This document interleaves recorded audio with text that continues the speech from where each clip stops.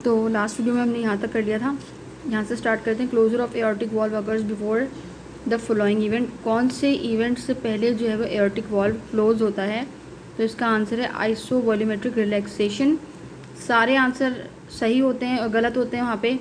एक होता है आइसो वॉल्यूमेट्रिक कॉन्ट्रैक्शन, एक होता है रिलैक्शन। मोस्टली बच्चे कॉन्ट्रैक्शन पर लगा कर आ जाते हैं क्योंकि वो कंफ्यूज करने के लिए देते हैं रिदमिक आंसर ना, तो वो आइसो वॉल्यूमेट्रिक देते हैं कभी, और दूसरे इससे मिलते जुलते जो है वो वर्ड्स दे देते हैं। और आगे कॉन्ट्रैक्शन रिलैक्शन जो है बार बार आ रहा होता है तो बच्चे कंफ्यूज हो जाते हैं। तो आपको याद रखना है आइसो वॉल्यूमेट्रिक रिलैक्शन के टाइम पे आपका एओर्टिक वॉल्व जो है वो क्लोज होता है। ठीक है, simple. Conduct of velocity is least in. सबसे ज़्यादा वेलोसिटी किसकी होती है? हम पढ़ते हैं एस ए नोड के बाद सबसे कम वेलोसिटी किसकी होती है? एस ए नोड के बाद सबसे कम वेलोसिटी होती है एवी नोड की। ठीक है, जब एस ए नोड काम करना किसी रीज़न से छोड़ देता है तो उसके बाद एवी नोड जो है वो सारी जिम्मेदारी संभालता है। लेकिन in compare with S A node, AV node की जो वेलोसिटी होती है वो कम होती है। अगर यहाँ मैक्सिमम लिखा होता ना तो हम यहाँ पे एस ए नोड करते हैं, यहाँ लीस्ट लिखा हुआ है तो हमने एवी नोड किया। ठीक है, fastest conducting tissue in human heart. Human heart लिखा हुआ है और टिश्यू लिखा हुआ है। ठीक है, और कुछ मतलब एवी नोड और एस ए नोड जो है वो नोड्स हैं। ठीक है, टिश्यूज़ या फाइबर जो हैं वो सिर्फ परकंजी के हैं। तो ये वर्ड आपने याद रखना है। अगर यहाँ टिश्यू नहीं हुआ ना तो फास्टेस्ट कंडक्टिंग कुछ और इसमें लिखा हुआ हो सकता है। टिश्यू के अलावा कोई और वर्ड है या टिश्यू से रिलेटेड बहुत सारे सेल मिलकर टिश्यू फिर टिश्यू ऑर्गन बना रहा होता है। ठीक है, तो टिश्यू के अलावा कोई और वर्ड है तो आपके पास सबसे ज़्यादा कंडक्शन जो होती है, फास्टेस्ट जो होती है वो एस ए नोड के अंदर होती है, उसके बाद ए बी नोड के अंदर होती है, फिर आगे जाके वो परकंजी फाइबर्स में पहुंचती है। यानी इसकी भी कम होती है एस ए नोड और ए बी नोड से। लेकिन टिश्यूज़ की बात की है, ह्यूमन टिश्यूज़ में, नोड्स में नहीं, टिश्यूज़ में सबसे ज़्यादा जो है वो कंडक्टिंग कौन कराता है? तो दैट इज़ परकंजी फाइबर्स। लेकिन टिश्यूज़ जो ये वर्ड है ना, ये की वर्ड है, इसको ध्यान में रखिएगा। जल्दी जल्दी पढ़ के कुछ और मत कर दीजिएगा। टिश्यूज़ के बारे में पूछ रहे हैं तो परकंजी फाइबर्स ही आपको करना है। अब नेक्स्ट पेज की तरफ जाते तो यहाँ पे क्या बात हो रही है कि under resting condition cardiac output is. Resting condition में कार्डियक आउटपुट जो है वो कितना होता है या क्या होता है?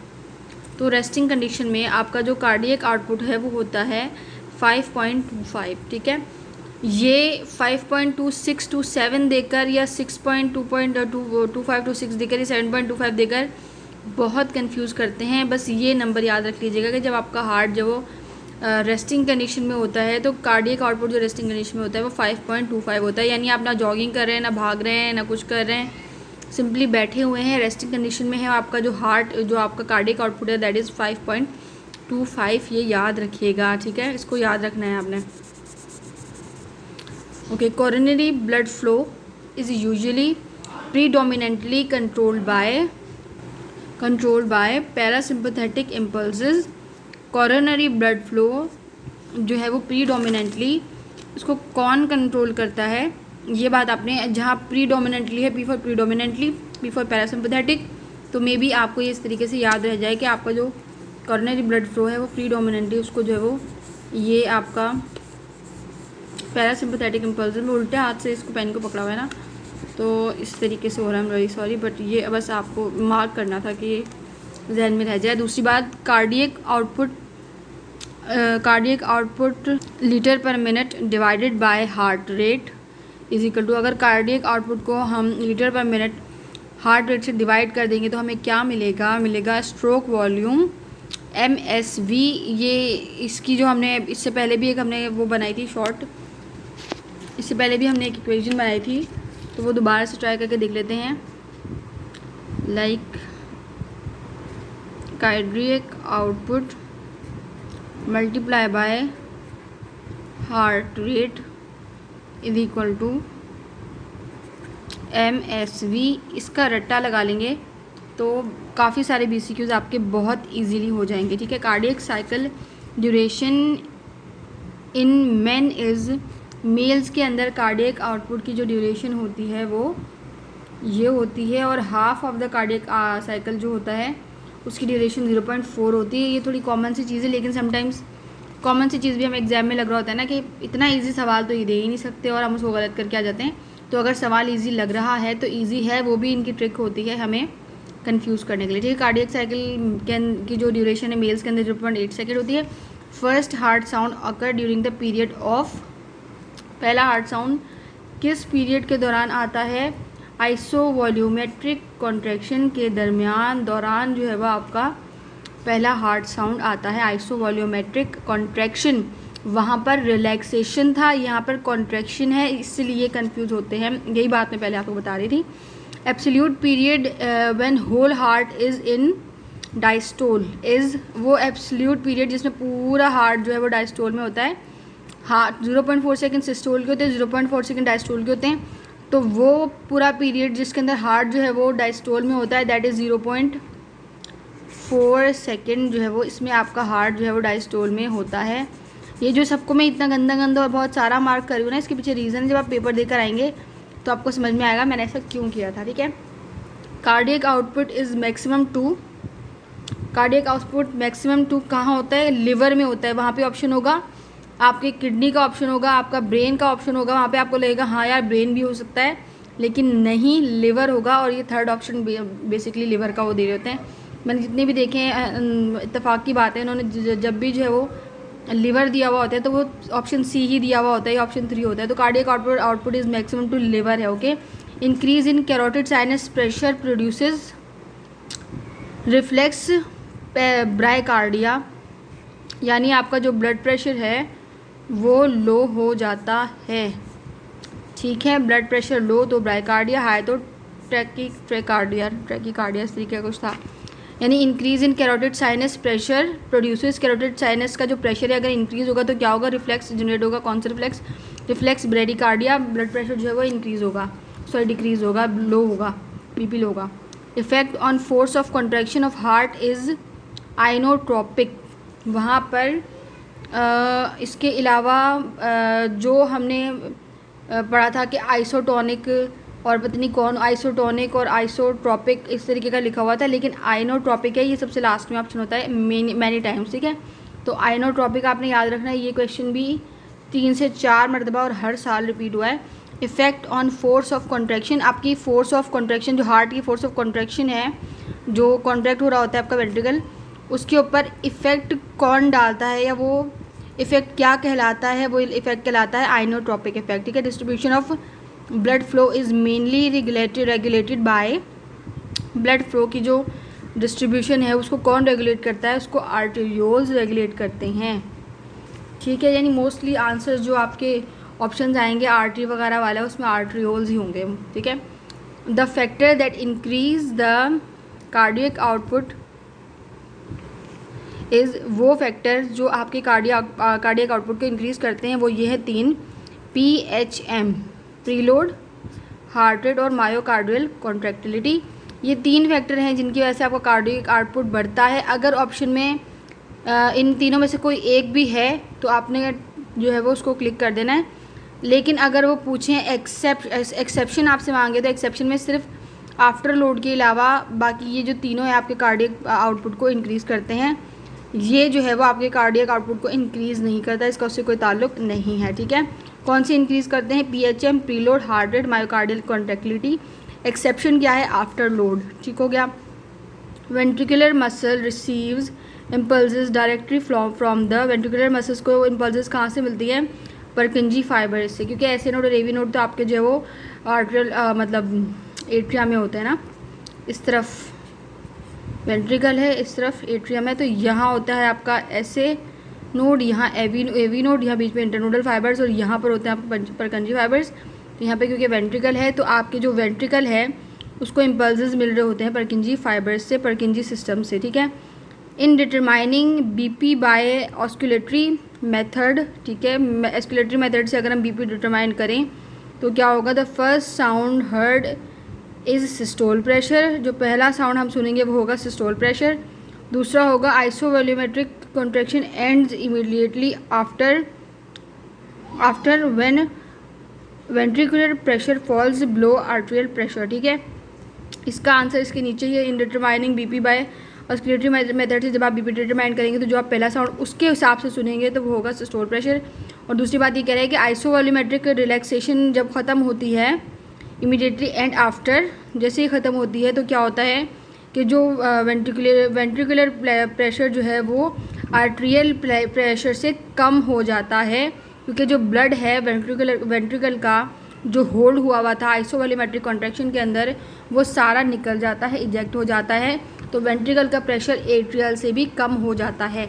ठीक है, ये लास्ट वीडियो है, शॉर्ट ही होगी, ये बकाया जो थोड़ी सी BCQs हैं और ये सारे आते हैं एग्जाम्स में, ऐसा कोई इनमें BCQ नहीं है जो एग्जाम में ना आए। ठीक है, glomerular capillary pressure differ from other capillaries in of body. ठीक है, जितने भी बॉडी के अंदर कैपिलरीज हैं उनमें जो ग्लोमेरुलर कैपिलरीज है ये डिफरेंट क्यों हैं उन कैपिलरीज से? क्योंकि इसके अंदर हाई फिल्ट्रेशन प्रेशर होता है, हाई फिल्ट्रेशन प्रेशर होता है इसके अंदर।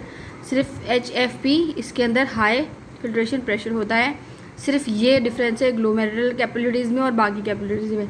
The haemoglobin oxygen saturation of blood entering the right ventricle is approximately, यानी haemoglobin oxygen saturation of blood, वो जब ब्लड आपके वेंट्रिकल के अंदर एंटर होता है तो इसके अंदर हेमोग्लोबिन ऑक्सीजन सेचुरेशन जो होती है वो कितने % होती है? वो होती है 75% हेमोग्लोबिन ऑक्सीजन सेचुरेशन आपके जब वेंट्रिकल में एंटर हो रहा होता है ब्लड, तो कितनी होती है? That is 75%। बच्चे 77% लगा कर आए थे, गूगल पे मत जाया करें। जो बुक है ना गाइडन वगैरह, आपके जो पेपर्स हैं वो यहाँ से बनते हैं, क्योंकि उन्होंने आपको सिलेबस दिया हुआ है बुक के हिसाब से, गूगल नहीं दिया हुआ उन्होंने आपके सिलेबस में। तो जब आपको वो क्वेश्चंस देते हैं तो वो आंसर सिर्फ वो कंसिडर करते हैं जो उन्होंने बुक दी है, सिलेबस दिया है उसके अंदर है। तो अगर आप गाइडन पढ़ने वाले हैं या म्यूज़ या जो भी बुक पढ़ते हैं आप, तो उसके अंदर जो आपको स्टेटिक्स दिए हुए हैं आपने उन्हीं को फॉलो करना है। गूगल पे जाकर 77, 78, 79% नहीं क्लिक करना, 75% इज़ द एग्जैक्ट वन, और यही आपने जो है वहाँ पर क्लिक करके आना। ओके, दूसरी, when increases turbulence in blood flow, जब ब्लड फ्लो में की टर्बुलेंस इंक्रीज होगी तो क्या इंक्रीज होगा? Increase in diameter of blood vessel.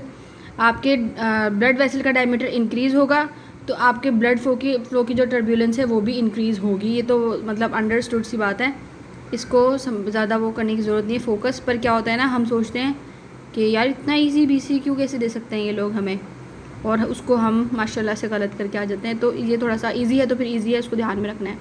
The velocity of conduction in the Purkinje fibres of the heart is, हमें पता है हमारे जो ऐसे नोड की है वो 9 to 12 है, और जो बाकी है उसकी 9 to 5 है आई थिंक AV की, और इसकी जो है वो 1 to 4 है। सबसे कम जो है वो आपके परकंजी फाइबर्स, मैंने आपको क्या कहा था, वेलोसिटी ऑफ कंडक्शन सबसे कम परकंजी फाइबर्स की है। लेकिन अगर वो बात टिश्यू की कर रहा है तो टिश्यूज़ के हिसाब से सबसे ज़्यादा वेलोसिटी जो है वो हमारे पास परकंजी फाइबर्स की है। लेकिन अगर हम हार्ट, पूरे सिर्फ हार्ट की बात कर रहे हैं कि हमने वेलोसिटी चेक करनी है कि हमारे हार्ट के अंदर, इसने स्पेसिफिक चीज़ नहीं कहा कि हमारे टिश्यूज़ के बारे में बताओ या कुछ, इसने सिंपली हार्ट के बारे में बात की कि हार्ट के अंदर सबसे ज़्यादा कंडक्शन जो है वो सबसे कम कंडक्शन जो है वो कौन करवाता है। तो velocity of conduction Purkinje fibres की कंडक्शन हार्ट में कितनी होती है, तो वहाँ पे बहुत ज़्यादा वाले ऑप्शंस भी होंगे। आपने सबसे कम 1 to 4, इसकी कंडक्शन 1 मिनट पर सेकेंड, मतलब 1 से 4 जो है वो इसके अंदर से जो है वो वेव जनरेट होती हैं, कंडक्शन होती है मिनट पर सेकंड में, सिर्फ 1 से 4, मतलब 4 बार ऐसे ऐसे ऐसे ऐसे ऐसे 1 मिनट में करेगा, जबकि 12 से ज़्यादा मरतबा कुछ सेकंड्स में ही आपका ऐसे नोट कर देता है। ठीक है, तो ये बात याद रखनी है कि velocity of conduction Purkinje fibre जो है वो 1 to 4 ms होती है, सबसे कम होती है, और ये होती है 1.4। What is common between systematic and pulmonary circulation? Pulmonary circulation और सिस्टमिक सर्कुलेशन के दरमियान क्या चीज़ कॉमन है? वॉल्यूम ऑफ पर मिनट। ठीक है, वॉल्यूम ऑफ सर्कुलेशन पर मिनट, वॉल्यूम मतलब चाहे इसके अंदर सर्कुलेशन हो रही है चाहे इसके अंदर सर्कुलेशन हो रही है, जो ब्लड आपकी बॉडी में जा रहा है वो उतना ही रहेगा ना। ऐसा तो नहीं है कि सिस्टमेटिक के अंदर 10 लीटर जा रहा है, पल्मोनरी के अंदर 5 लीटर जा रहा है, वही 5 लीटर है जो हमारे पूरी ह्यूमन बॉडी में घूमता रहता है। तो जो कॉमन चीज़ है दोनों के सर्कुलेशन में वो ये है कि वॉल्यूम ऑफ सर्कुलेशन पर मिनट वो सेम ही रहता है। Stimulation of baroreceptor result in decrease in blood pressure. Baroreceptor जब भी स्टिमुलेट करता है वो आपके ब्लड प्रेशर को डिक्रीज़ करता है। ठीक है, द फंक्शन ऑफ, और जब भी इनहिबिट कराता है तो आपके ब्लड प्रेशर को बढ़ाता है। ओके, तो ये स्टिमुलेशन पूछी गई है। अगर इनहिबिशन पूछी जाती तो मैं यहाँ पे इंक्रीज इन ब्लड प्रेशर लिखती।